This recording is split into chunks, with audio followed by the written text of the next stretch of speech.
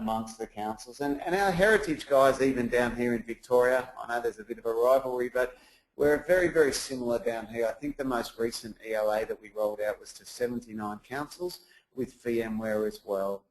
And we're consistently delivering those solutions, and we're now starting to see them, of course, come on board with this disaster recovery as a service solution as well. So let's talk about the market for a minute. I think this is important because we always hear a lot about cloud, and everyone's saying, you know, everyone's moving to cloud, the whole world's moving to cloud. Is it starting to happen? Well, in all honesty, guys, I can say yes, it is. You know, if we look at some of the statistics now, especially around things like DR as a service, you can see that growth from 1% in 2011 to where, you know, we're expecting to exit out of next year with about 30% of mid-sized companies adopting some sort of recovery in the cloud. And once we get through this webinar, you'll understand why that started to happen. From an infrastructure as a service, well, how's that moving? At the moment, that's growing at about 18.8%, and we're expecting that to continue around those numbers through to about 2016. And we're really seeing that ourselves. I mean, we're a traditional systems integrator that's made that leap across to service provider, cloud provider, and that's actually been driven by our customers who have followed us on the journey from an infrastructure company. Then we virtualized many of the organizations, and now, of course, we're helping to move them into the cloud. And having that very strong heritage as a business, understanding that data center, is really... The broadcast is now starting. All attendees are in listen-only mode. Also to help our customers make that transition as well. All right, so disaster recovery as a service. Let's start going back probably about 7 or 8 years ago, long before even virtualization. Many of you would have been through that pain of understanding what disaster recovery was actually like. Physical to physical hardware. It was very hard and very expensive. The need for like hardware made it very expensive to manage and maintain. If you had a HP box sitting in one data center, you had to have an identical HP box sitting in another data center. You had to patch it, you had to maintain it. And of course, testing was always very, very difficult because you had to continue, you know, to make sure that the firmware, the BIOS and everything was upgraded. Now, once again, you had to pull down your full-blown production environment to be able to make a production test, and that's why many organisations steer clear from ever, you know, investing in these disaster recovery solutions. So, enter VMware with virtualization. This really changed the landscape for disaster recovery. From moving from a physical world, all of a sudden, because we've decoupled the applications from the infrastructure and the operating system from the infrastructure, we had a way now we were running multiple applications and OSs on a single host. What this also meant that we no longer needed that like-for-like hardware. So, you know, this created a massive reduction in hardware costs.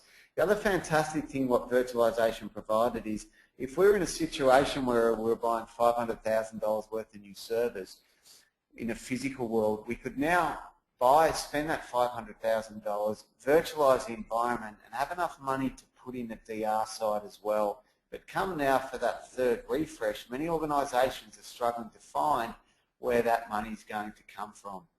The other great thing that this introduced was the concept of automated runbooks. No longer was everything manual. You could pre-configure within Site Recovery Manager this concept of an automated runbook. And of course, this started to make life easier to test. We could start to bring up environments without having to shut down production. But as good as this was, many of you would know who are running a similar DR scenario, it still faced with a lot of challenges. One being idle cost. So even though your production site was running and humming away, your DR site was still sitting there idle in many cases. If you had 20 terabytes of storage in production, you needed 20 terabytes of the same disk sitting across in DR. You needed some sort of appliance that was pushing that replication. And you also needed to make sure that every time you updated your production site, you made those changes across to DR. And that went from software along with hardware as well. You update one, you update the other. So this drives a very high cost of management and maintenance. You had the power and cooling of the secondary site, had to scale, and of course every 3 years, as we know, you have to go through that refresh once more, which was a big capital outlay.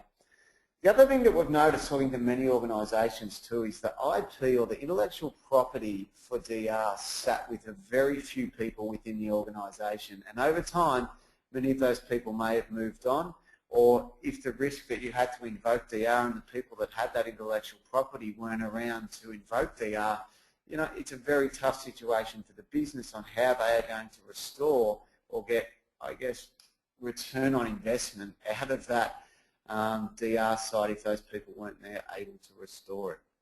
So, enter TD Cloud Services and DR as a service solution. So how does that all work? Well, let's talk about the vCloud service to start with. So where it begins is with infrastructure as a service and this concept of virtual data centers that we'll talk about shortly.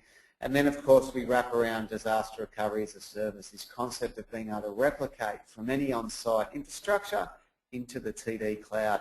Some of the other offerings that we're seeing now which people are taking on board is the concept of backup as a service. We all know the maintenance of carrying tapes and having tapes and everything on site, migrating to the cloud. It takes a lot of that pain away where we can become a secondary target stored on disk rather than pushing things out to tape. And of course the hybrid cloud. And the hybrid cloud is when an organisation is leveraging anything from their on-premise solution out to some type of cloud solution. So something like DR as a service is definitely classed as the hybrid cloud. So where does it all begin, guys? It begins with what we term the Thomas Duryea Cloud and the Virtual Data Center. So we worked with our partners, EMC, Cisco, and of course VMware, to build a cloud that was certified across their products. So we've built a vCloud powered cloud, which what that means is that it's certified across open standards, which means there's no lock into our cloud. If you move a VM into our cloud, and you're not happy with our service, heaven forbid, you can then easily migrate it out to another provider. So it means that we've built it on standards that aren't going to lock you into our cloud. We designed it around the concept of a virtual data center. So instead of you buying single virtual machines and things from us, we provision you a virtual data center. Now within that data center, you've got compute, RAM, and some storage. And that is for you to do what you like. And the use case that we're going to talk about for that virtual data center is today going to be based on obviously disaster recovery as a service. But other use cases that we talk about, test and development, new applications. And test and development is becoming a bit of a no-brainer for people where they're starting to shift that out to the cloud, where they start to get access to things and the concept around service catalogs where they've got templated of all the virtual machines they need sitting up there in the cloud. All right, so once you've built your virtual data center, how does DR start to apply into that? Well, if we look at the diagram now, on the left-hand side is your customer site. So this is your traditional vCenter. Now, many of you run different types of storage from EMC, IBM, Dell, HDS is also in there on your premise. So for us to design a solution that allowed you to replicate to the cloud, we had to make sure we could replicate from any storage across into our cloud. So what was very important here was to find a solution that wasn't replicating at the same level. So what we did is we designed a model that was based on hypervisor-based replication. So that means we can replicate from any type of storage or any type of server or any version of vCenter across into our vCloud. The big advantage of this, guys, is one, it means you can make any changes to your environment that you require without having to make changes over in the cloud environment. As you upgrade your SANs, as you upgrade your vCenters, it continues to replicate on and on and on as required. The other great thing about this is there's no hardware involved on your premise. So it's all driven by a virtual replication appliance, which is a small little footprint that's installed onto each ESX host.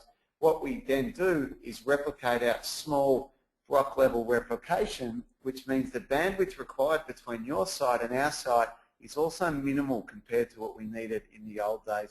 This means the RPO is near seconds. We talk about the RPO being about 10 minutes, but on average with their customers running this at the moment, we're starting to see sub 10-second RPO. And how that works, of course, is for every little block of data that's hitting your storage array, it's instantly being replicated across into our vCloud, into your virtual data center as well. What this means, we have the advantages of being able to do point-in-time recovery from this environment. And what that means is if you've got a database, we all know in DR, it's not necessarily a natural disaster. In many cases, it might be a human error where we get a corruption over on say a SQL database on your on-premise that replicates across DR. This is where we can leverage the journal to roll back to a point in time, maybe 30 minutes, 45 minutes to where that corruption hit. We can find the corruption, bring that up in your virtual data center in the vCloud, have the guys come in, check everything's okay, verify the data's okay, and then roll that back into your production site quite easily. So it gives you a lot of flexibility around protecting from both natural disasters and human error as well. And of course, I touched on this briefly, but very small block level replication with high level WAN compression and throttling as well. And that's what allows us to hit those very aggressive RPOs. So when we start to talk about this solution as well, we start to talk about it from an application level protection. So many of you run multi-tiered applications from Trim to SharePoint, to some of you running SAP and Oracle, where we know that those applications have multi-tiers. They might have a web end, a front-end web, they'll have an application server, and of course they'll all have a database server. And they are required to complete that application. So in many traditional DR solutions, those VMs are replicated as single VMs across to the DR site. With our particular solution, we group them into one virtual protection group and then replicate them across as a single application. Now, where is that important? Well, the guys of you that know SharePoint and many things like Trim as well, application consistency is key.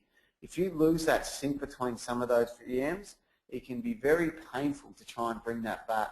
So what we do, we keep the consistency in that virtual protection group, migrate it across, and then it allows you to either bring that up in the event of a DR, but it makes it very easy for you to test. You can bring the test up per single application rather than having to bring the whole environment up as well.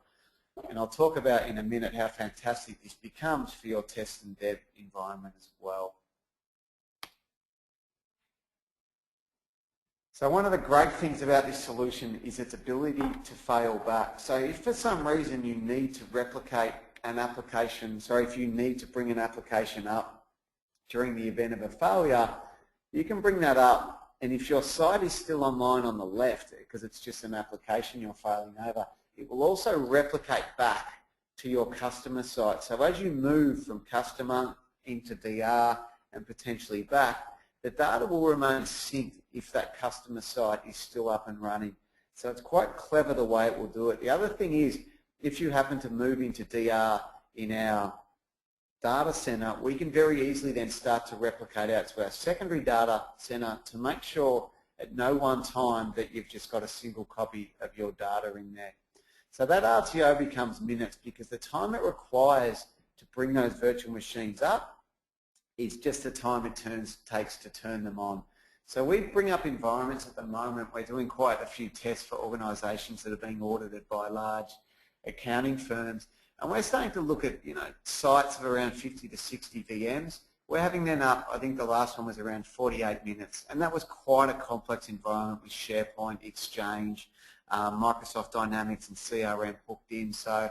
And that was with 100% success rate. So we're very, very pleased with the results that we are now seeing in full-blown production environments that people are running in DR.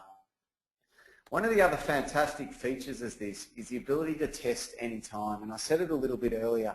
You can test not only that entire environment coming up in a bubble, but you can test per single application. So if you just want to test your ERP and you just want to do an audit on that application, you can bring it up, test that single application, check it's okay, and then bring it back down again. The other thing is there's plenty of reporting for auditing that comes out of this. So once you've run that test, you can very easily run an audit report, bring it up, check everything's okay, run the report, bring it back down again. And talk about test and dev being a great thing for the cloud. What this allows us to do is, because you're replicating an identical copy of your production environment into our cloud, we can now snap off-site clones from this environment. So what does that mean? Well, if your SharePoint environment's sitting over in our cloud and you need to do an upgrade or some test and development, you can very simply take a snap off that clone, take a clone snap off that replicated environment and bring that up into another virtual data center within the cloud, totally separate network. You can then have developers come in over the top, or your own stuff come in through the web portals to start to access that. So the ability to do test and development, upgrading or patching testing on an identical replica of your production environment is one of the big benefits that a lot of people are starting to see from this type of solution. Okay, so DR traditionally, we all know, very big, very cumbersome projects sometimes to implement. The other fantastic thing about this, guys, is the speed that it can be implemented. This is an example of a 30 VM site, but we're only talking, we're talking sub 10 days to have this environment up and running. And the core reason is because we've already made the investment in the infrastructure build. So all we're deploying is a virtual data center within our cloud. Obviously setting up replication, the links from the network guys can certainly take some time to get in. Some people are doing it over the net. But we can provision that environment very quickly, get the data up. We'll usually seed it if it's a large environment, and then let the sync catch up over the internet. But you can see how quickly now we can take people from no DR solution or an inefficient DR solution to having one up and running very, very quickly as well. So some of the services we offer are very, very critical.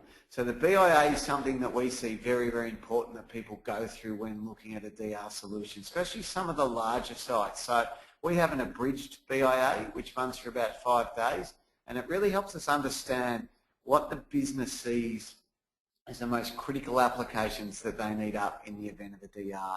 And quite often after talking to the business, it does differ to what the IT guys think. We then determine obviously the RPO and RTO what's required, and that helps us outlay the restart order of what we need.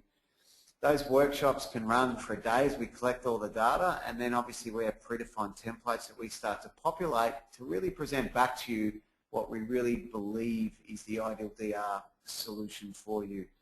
The next piece that we do is a DR as a service assessment. This is a lot quicker. We really come in, understand the applications, the sizing. We only talk to the IT teams in this space, understand the change rates of the applications, and then we prepare the high-level design and costs, and of course the recommendations that we believe what you'll need for bandwidth, what you'll need for capacity to ensure the success of these environments. So we've spoken about the solution and how quickly we can put them in, but really what are the core benefits about shifting a lot of this out to the cloud? What difference is it going to make you? Well, the first one, guys, in my mind, over and above cost and over and above shifting from OPEX to CAPEX, is that ability to reduce risk. Now, if I was to ask many of you on the call today, who is responsible for bringing up your DR environment, and what happens if they're not there? It's a pretty daunting thought. With a solution like this, guys, you have the ability to leverage a large team of 100+ engineers to help you bring up your DR. What happens is DR hits, you make a call to us, our help desk, our service desk, and our team of engineers will help you bring up your environment in the event of DR. Now, that would make you, make you feel a lot more comfortable than relying on maybe 1 or 2 guys within your team that may not be there. It might be an event, maybe away camping as well. So it eliminates that need to have a single point of responsibility in your environment to be able to then just pick up the phone, make the call to TD, and have your environment brought up when required. The other thing is, we continuously monitor and report on the environment with regular testing. So we take a lot of that pain away from you, having to always think about, is my secondary site okay? Is everything connected? Is it working? We continually monitor that for you. And we can then test at the click of a button to make sure everything is okay. Some of the other benefits, of course, is minimal capex. You know, all you pay is that initial services piece up front to get the project kicked off, and then it moves straight into a capex model. And some people will sign up for contracts, 12 months, 36 months for these, or many people we just start off month to month. So there is no long-term commitment on these projects as well, guys. So you can move into it, you can get it moving, you can like it and keep going. If you just don't think it's working or for some reason we're not meeting your expectations, you can just stop immediately as well. The other big thing is no idle costs. So at the moment, sitting in your DR site is a lot of idle costs, a lot of extra RAM, a lot of extra compute running that. With cloud, how it works is there's just a minimal pilot light which keeps the environment going. When you are to invoke DR, we can then scale on demand. So for example, if there's 150 gig or 200 gig required to run your environment, you don't pay for that in our cloud. You pay for maybe 20 gig to keep the pilot light going. Once you invoke DR, we very rapidly deploy that extra 180 gig and that faster tier of storage that you need to run your production in DR. So you're not paying for that idle cost, and that's what makes these solutions so cost effective. The next bit is, of course, the DR plan and automated runbook. Now, we don't implement these solutions without that, so that becomes part of it. It's a 10-stage plan, what needs to be done when you invoke DR, and that runbook, which we then provision into the tools that we have, which run this solution. And of course, future-proofing. It doesn't matter when you refresh, when you're into your refresh cycle, it has no impact on us because we're replicating out at that hypervisor level. It just continues to keep going as required. You don't need to worry about what SAN provider you're going to, what new hardware you're going to. It has no impact on us at all. So once you've implemented this, there's no 3-year refresh cycle on your DR solution. So just a checklist that we really have that we ask our customers, now when they start to look at DR solutions. Is it virtual ready? Is it vendor agnostic? Very, very critical, guys, when we start to talk about future proofing. Can it provide mobility and migration? Is it application aware to support business critical applications? That very core piece that we talk about, that ability to group applications, the web, the application and the database tier. Does it scale? If you're to add more and more applications into your environment, at the moment you've got to keep buying more trays of disk or maybe some spare blades in case you go into DR. This solution will scale on demand as required for you. Is it cloud ready? Is it easy to manage? One of the beauties of this solution is that it's fully integrated into vCenter. So it's just another tab within vCenter where you can start to add and subtract VMs as you grow and expand your environment. Is it easy to perform a test? Can that be done at a click of a button in a fenced-off environment? And who carries the risk if you need to invoke DR? As I said, to me, probably the most critical one that people are looking at the moment, why they're looking to move stuff out. To have the support of a whole organisation like TD behind you when you invoke DR is absolutely critical and really reduces that risk of the business. So before we jump into, I think I've got a few minutes left where we may have some questions or not, I'm not quite sure. But really the next steps, guys, is we really want to demonstrate this to you. We only book these in for 30 minutes because we know your time is critical, obviously. So we haven't prepared a demonstration. We would prefer to come in on site and let the guys really run through this in detail. They'll obviously demonstrate the virtual data center, how that looks, how that cloud environment works, and we'll then obviously show you how we replicate applications into that environment using the tools that we do out of vCenter. And then, of course, the evaluation of the cloud services. Our cloud is up and running and highly available for use, and we're seeing a lot of people at the moment, as I said, shift test and dev environments into the cloud, and of course also start to bring up new applications in the cloud. So if you'd like an evaluation of the cloud just to see what it looks like, how it plays, just type yes into the webinar question area and we'll get those evaluations out for you straight away. They're 30-day evals and we'll give you a call to understand the use case. For example, if you're looking to do an Exchange 2013 upgrade or there's a new application that you want, we can actually provision that evaluation with that application in the cloud ready to go. So what that means is we'll provision a bucket of compute ready to go with the 2013 Exchange virtual machines sitting in there for you to ready to come in and start to build and test. And that goes for any application that's available within a VMware environment. We can help you get that loaded up. So guys, on that, I'd really like to thank you very much for your time, and I'll just check if there's any questions at this stage that have come through.